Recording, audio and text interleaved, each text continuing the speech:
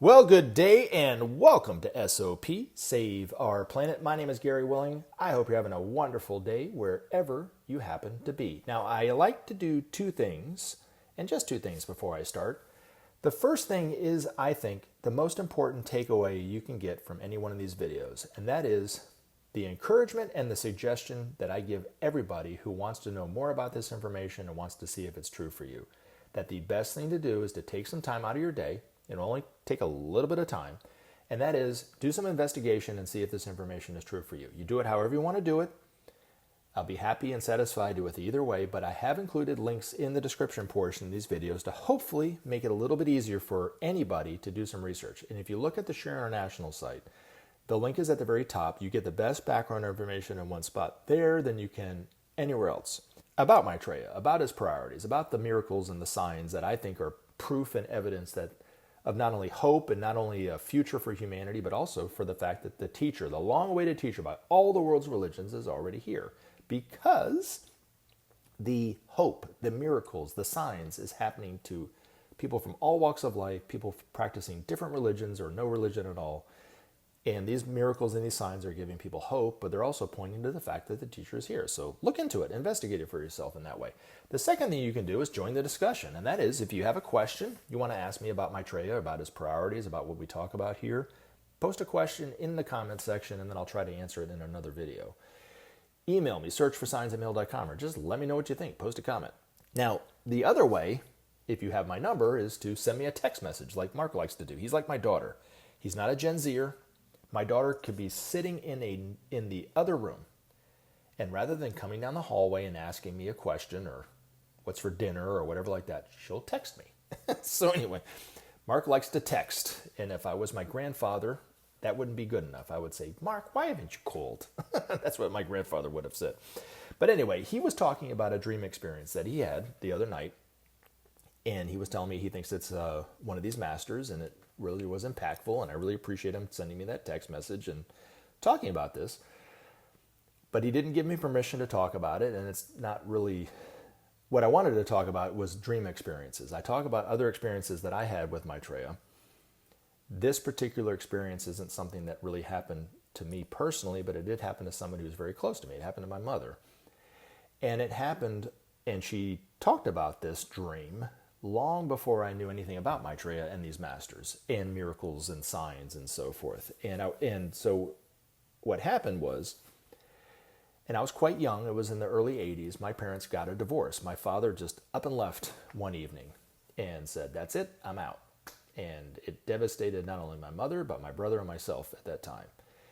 But it really hit my mom hard. And not only that, she still had to get on in life and have a job, and she's a school teacher and they don't get paid a lot of money, and now she's having to deal with two sons on her own and that kind of thing. And when I tell this story, a part of me regrets the way I was to my mother at that time. I wasn't very supportive, of course, and understanding of what she was going through, because she was very depressed and very stressed at that time. I didn't realize how serious her depression and the stress was until she started talking about this story, because it was pretty bad for her. But something shifted in her. And I remember around the time that she said that this dream happened, because she changed a little bit.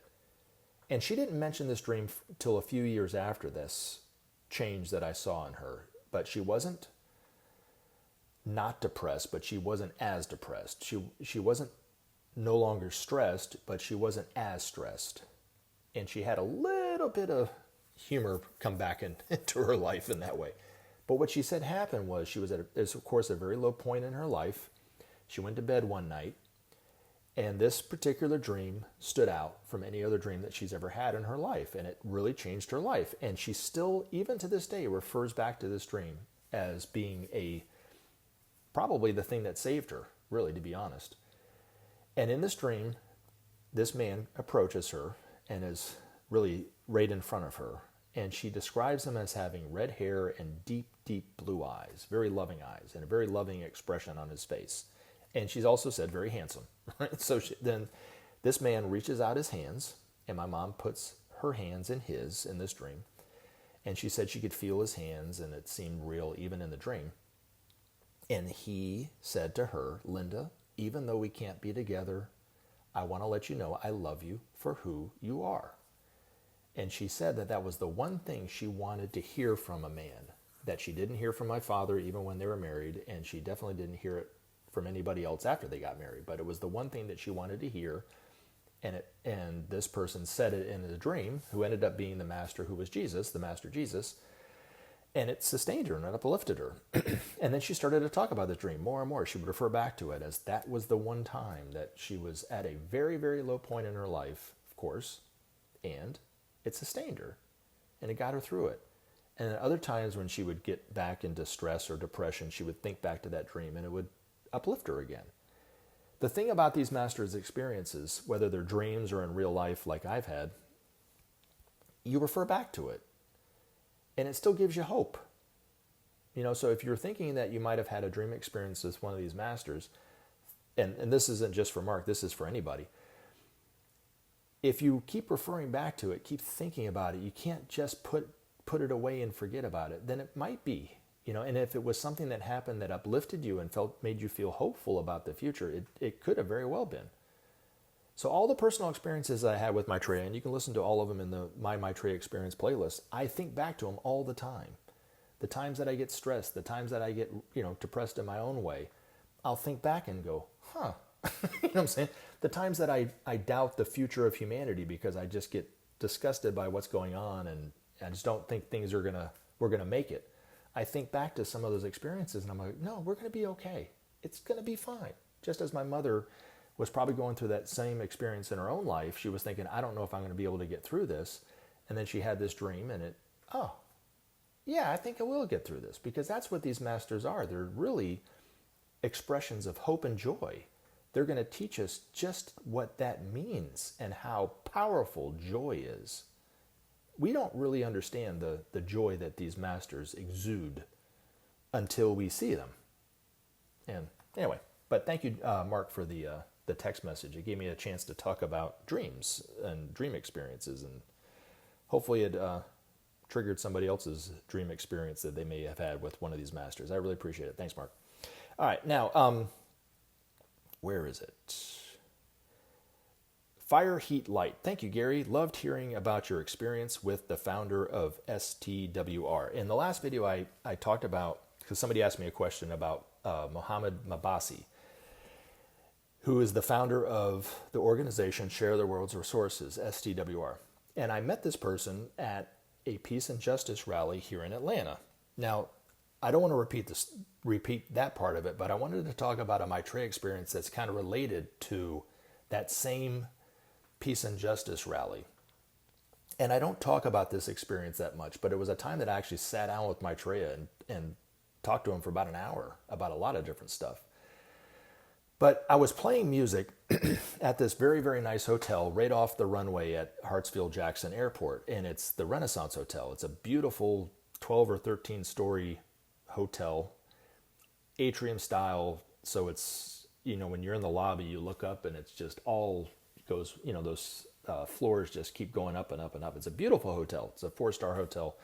Played there for years. I played full time there for years. And when we played there, we would have to take an hour break between 5:30 and 7:30. Oh, I'm sorry, between 7:30 and 8:30, excuse me. We would take this break. I think was it 7? Anyway, it doesn't matter. We'd take an hour break. So it actually was 6:30 to 8:30, excuse me, or 6:30 to 7:30. I've just screwed that whole thing up. We would take an hour break. I would do all sorts of stuff, from going out to eat to reading books to I would sometimes go into the gym and exercise. But this was one night I was sitting on one of the sofa chairs in the lobby reading a John Grisham book, when Maitreya, the wise and willy one in my life, decided to pounce and come and talk to me about some stuff. I wasn't expecting it, wasn't looking for a Maitreya experience. I knew about Maitreya at the time, but I wasn't looking for a Maitreya experience, just was reading a book. I would, from time to time, look up and I would see people coming in and out of the hotel, and they were mostly business travelers or something to that effect. And I looked up and there was, who happened to be Maitreya, this disheveled looking man that had no business being in this hotel based on the way that he looked. I mean, he did not look like he should have been in this hotel. But yet nobody was paying attention to him. Nobody was trying to kick him out of the hotel. There would be people that would walk right past him and they weren't even really noticing him, to be honest. But he wasn't looking at me. He was looking at something else. And I just happened to look up and think, I wonder if that's Maitreya. And right when I asked myself that question, he snapped his head around and looked right directly in my eyes with this very intense and focused look. And I was like, oh. I played it cool. I didn't make a scene. I still sat in my chair pretending like I was reading my book. But I did think to myself, if that is Maitreya, he's welcome to come over and talk to me. Now, I need to make a little side note. I don't go around my life thinking everybody's Maitreya. But this one time I just happened to have this thought, and it happened to be Maitreya. And then he started to come over to me. I was like, okay, well, I guess this isn't how I expected my break to go, right? So, and he stands like right in front of me. The one thing that I can say, the times that I've seen Maitreya, with the exception of the one time I saw him in elementary school, he has, because he violated my personal space then, and then I didn't like it. But every other time when he's come and he's been in violating my space, I never felt threatened. I never felt like I needed to take a step back, like this person's getting a little too close. There was a time that my mom and my family saw Maitreya in an elevator, and he got right into her face and started whispering and talking to her, and she didn't even lean back. And my mother's kind of like me, where she doesn't like people getting into her space in that way. So that was a sign that I was like, maybe it is Maitreya. But I didn't feel the need to, stand up or kind of tell the guy to back up or anything like that. And then I said, is everything, can I help you? Is what I asked him. And then he started to cry. And a total stranger came over, got right in my face and started crying. And I didn't even think this person was crazy. It was weird. I just felt like it was totally normal for this to go on. And I said, what's wrong? And he goes, it breaks my heart to see people spending so much money on food and alcohol, and yet people die of hunger every day. And I was like, wow.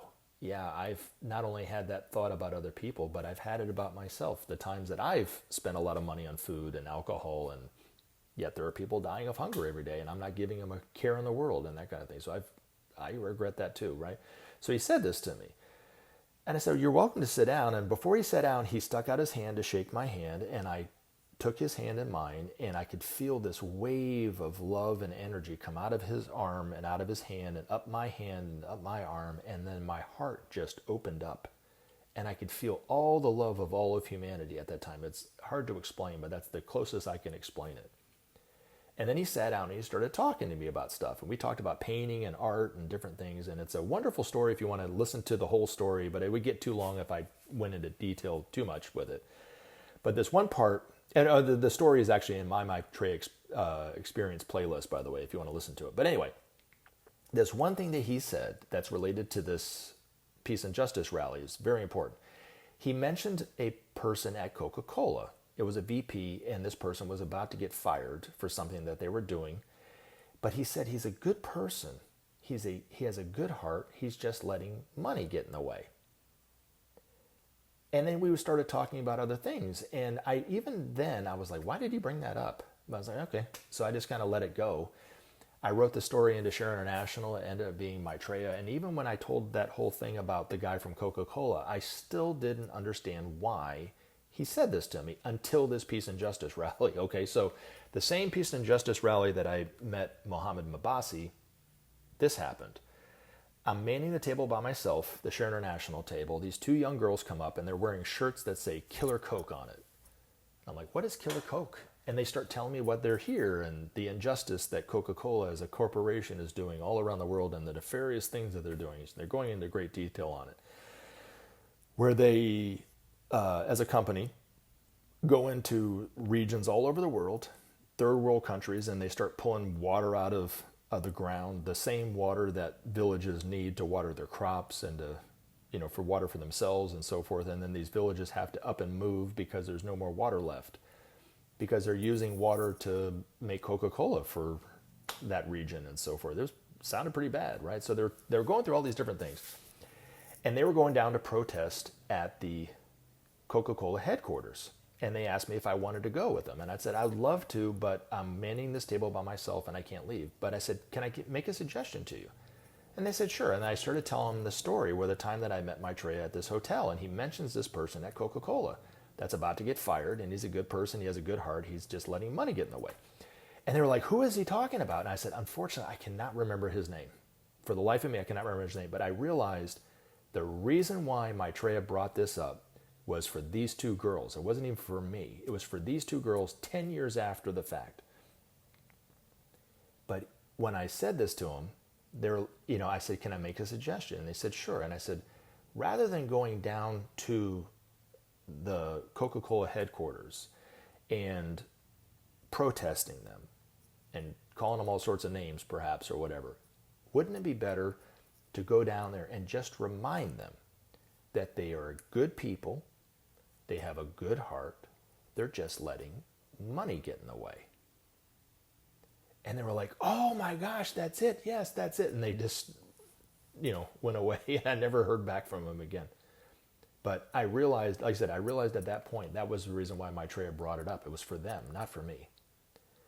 But that's what we should do. When we see injustices in the world, rather than just protesting, we should remind them they're good people. They have a good heart. They're just letting money get in the way, which is pretty universally the problem, But anyway, thank you for the comment. Fire, heat, light. Okay, moving on. Let's see. James, you had a question for me. Hey, Gary, question for your next video. I was on Share International YouTube page. Why, since Benjamin passed, there hasn't been any new videos, etc. on the page? Why hasn't someone prepped to take over for Ben and keep the message going? Same for Share International website. Why is nobody tasked with taking over for Ben is my question. It's a very good question. It's a question I've asked many times. Not about the person prepped after, to take over for Ben, but why haven't they done more with social media and so forth? There's a couple reasons. One, and this is a very significant reason. Ben, when he was alive, Facebook and YouTube were just kind of coming online. And he was not only he was not only not encouraging people to go on social media and talk about this, he was very discouraging of it and told people not to post things on social media. Now, he never really said not to talk about it. He just didn't want people posting articles, posting images of miracles of the hand of Maitreya or images of Maitreya on their social media pages and so forth. He didn't like that. So he discouraged us from doing that. And to be honest and truthful, before I started this channel, I was debating whether to do it or not based on the things that Benjamin Creme said about this. And I was like, I really think I need to do this. But yet, in the back of my mind, I was like, if Ben was alive, would he agree with me putting these videos up? And he might not have. I don't know. But I think it's turned out okay. You know what I mean? But anyway, so he was very discouraging. So that's one reason. The other reason is because I'm 53 and I've been involved with this work for quite some time. And when I started, I was the baby of the group. These people were much older than me. Most of them are in their late 70s and early 80s. So most people that age don't see the need to go online and do stuff. They'd rather just do it the old way of doing things. So they do great work in their own way. I'm not being critical of what they're doing. They're just not that stoked about putting videos up. And it's sad because they have some wonderful information that would be very helpful and useful for people, even though it's dated. And the videos that I recommend, there's 2 links right underneath the Share International page that are interviews of Benjamin Creme talking about this information that are wonderful, very useful. And I do encourage you to check those videos out too. And it'd be great if they would put up other videos, because there's a lot of videos that Ben talked about, but he might have told them not to do it until Maitreya's out or ever. I don't know. So, but I've even encouraged them to come on this channel. I've encouraged a lot of them. Some of them have, but most people haven't for whatever reason. They're just not into it as much. Now, in terms of somebody being tasked and prepped to do the work after Ben, I think partly Ben's work was done.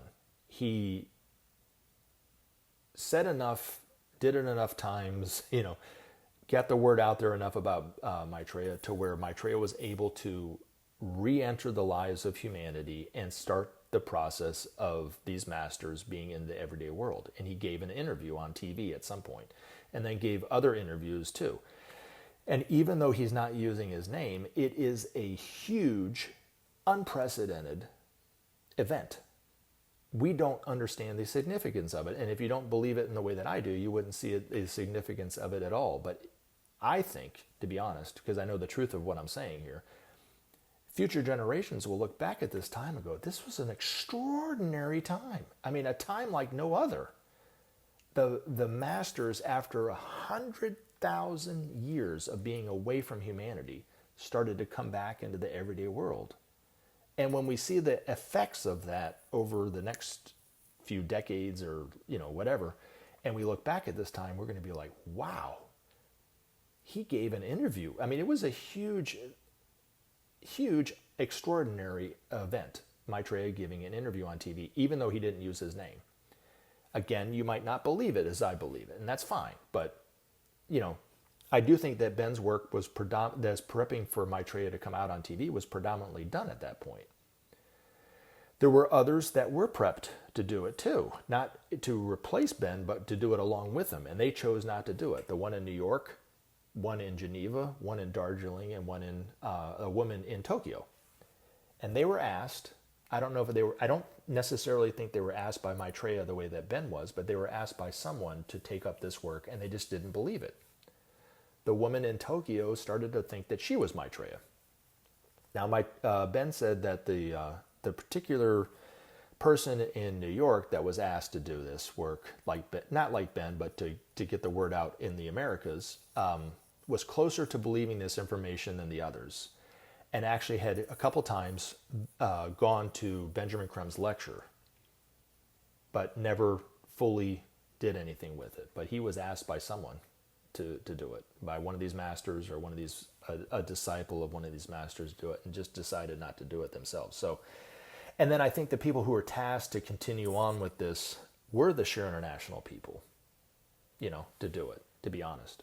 So, and then lastly, he knew that Maitreya would be starting to make that process to come out when he died. So we'll look to Maitreya eventually for the answers, and these other masters for the answers, just as the people from Share International look to Ben to get their information from one of these masters. We'll be able to, see these masters on TV in that way. So hopefully that answers that question. But yeah, I've thought about that myself. They could do more with their social media stuff, but like I said, partly is because of Ben, partly because of their age, and so forth. So anyway, hopefully that answers that question. Okie dokie. I think I'm able to answer one more question before it gets too long. Will he, Maitreya, make his appearance before the end of this decade? I believe this man is the Antichrist. He'll deceive many into adoration of him. I won't be deceived. Well, okay. That is, of course, a very, very popular view of Maitreya, even though most people have never heard him speak, seen him on TV. They are already convinced that he's the Antichrist. And I think it's incredibly prejudicial and presumptive to think that. But to each their own. And I don't mean to be critical, I'm just saying, because I do encourage questions, and you're asking me a question. Now, Maitreya's already given an interview on TV, so to answer that question, is he going to, make his presence known or his appearance known? He's already done that. Now, will he be known and very popular for who he is and start to give advice to humanity about how to bring about peace and that kind of thing before this decade? I think so. In fact, I've said this in the last few videos. I started to kind of say this. I think it will be something to the effect of, you'll start your day like any other day, thinking it's going to be just like every other day. And at some point during that day, you're going to see him on YouTube or on the TV or whatever like this, and it's going to click that that's Maitreya. And then you're going to be like, now what do I do with this information? Because what Benjamin Crumb was saying all along was real. He's a real person. You know what I mean? It's just a little bit harder and a little bit more difficult to find him, and because he's not using his name in that way. Now, why would somebody, and this would be the question that I would ask anybody who thinks he's looking for adoration, right? Like it's been said that the Antichrist would do in the Bible.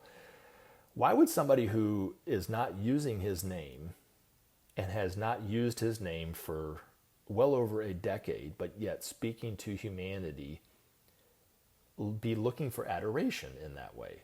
Wouldn't he be bragging about himself in some way? I don't know. I mean, there are people that think all sorts of people are the Antichrist, not only Maitreya. I mean, there's a guy I listen to. He has his own channel. It's called Antichrist 45. He thinks that Donald Trump's the Antichrist, and he's got all the biblical evidence to back it up. Esoterically, the Antichrist is not an individual. It's an energy. And it was an energy that's released, and it has a purpose and a function, and was not written into the Bible to symbolize a person. It was to symbolize an energy. And it's just misinterpreted and taken to be an individual because we've misinterpreting our own scriptures. But the Antichrist energy has already been released twice and will be released one more time about 3,500 years from now. But it was originally released through the time of Nero, when John himself was alive. And then it was re-released through the Axis powers of World War I and World War II, and then will be re-released. The beast will be chained back for a time and a half, for one cosmic cycle of about 2,000, 2,500 years, and then half of the next cycle, which is halfway through the age of Capricorn. But the energy destroys the old ways of thinking, the old ways of relating. We don't think the same way as a humanity, as a group of people, as individuals, that we do just 100 or so years ago. We look at life totally differently, and this is direct result of that energy. Now, you don't want to be standing in its way when it's released, because it's very destructive, but it has a purpose, and its purpose is to destroy the old ways of thinking, to allow a new way of thinking to flourish and relate, so that we can see life differently, and that's what it is. The two bookends of the Bible, Genesis and Revelations, I think one of the key misinterpretations of it is the length of time that they were talking about. Of course, in Genesis, it's referred to 7 calendar days. So people think the entire universe was created in 7 calendar days. It's much longer than that. Same thing with the Revelation. People interpret it as 7 years of tribulation, but yet they were referring to something totally different than that. And when John was talking about Revelations, he was referring to a time that was thousands of years, a couple thousand years before us, around our time, and then another 1,000 or 3,000 years from now. So quite different time frame than most people are thinking. Now, if you want to waste your time and go around thinking this person's the Antichrist and that person's the Antichrist, then be my guest. If you think Maitreya is the Antichrist, but yet still want to see the end of hunger, I'll be fine with that. I'd rather have that than somebody who thinks he is who I think he is and not want that. You know what I mean? But give it time. At least at least see him on TV and recognize him. At least take the time to kind of study this information. Jesus is a good example of someone who was accused of being evil, but yet wasn't. And how he responded to that accusation was not to say, I'm not evil, I'm not the devil. What did he say? When they said that, he's casting out demons, he must be a demon. He'd say, well, if I was a demon, why would I cast out demons? That makes absolutely no sense. I mean, he didn't say it like that. That's me paraphrasing it. But if Maitreya is truly evil, then why is he trying to get rid of an evil, which is a lack of peace, starvation, injustice? Those are evils. It's evil to live in a world with food and be able to save this person by just giving him enough food and yet not to do it. That's an evil. It's an evil to have so much injustice that there's war and terrorism. It's an evil. And yet he's saying the solution to both those problems is for nations to share resources with one another. So if he's truly evil, why is he trying to get rid of the world of evil? It's the same thing that Jesus said. And he will, of course, be accused of being the Antichrist when he's out, known for who he is. I have no illusions of him not being, and I know he doesn't even think that he won't be accused for a time. But in time, more and more people will start to go, it's working. sharing is actually bringing about justice and bringing about peace. I can see we're living in a much more peaceful world, so let me listen to him a little bit further. Other people will have a much harder time seeing him as anything but the Antichrist. But like I said, everyone's looking for the Antichrist because they're waiting for the Christ to come back. The Antichrist is already done, and the Christ is already here. It's just we're misinterpreting our own scriptures. But this information is just presented to any one of you for you to just consider for yourself. You don't have to believe me, and hopefully you'll take the time to research this for yourself and look into it and see if it's true for you or not. Don't just take my word for it or not based on me saying it. Does that make sense? But I love you guys. Thank you very much for the questions. I really do appreciate them. Gave us something to talk about, something to learn from. And I hope you guys have a good rest of your day. Remember to take action and help SOP save our planet. Thanks for listening, and we look forward to talking to you again in future videos.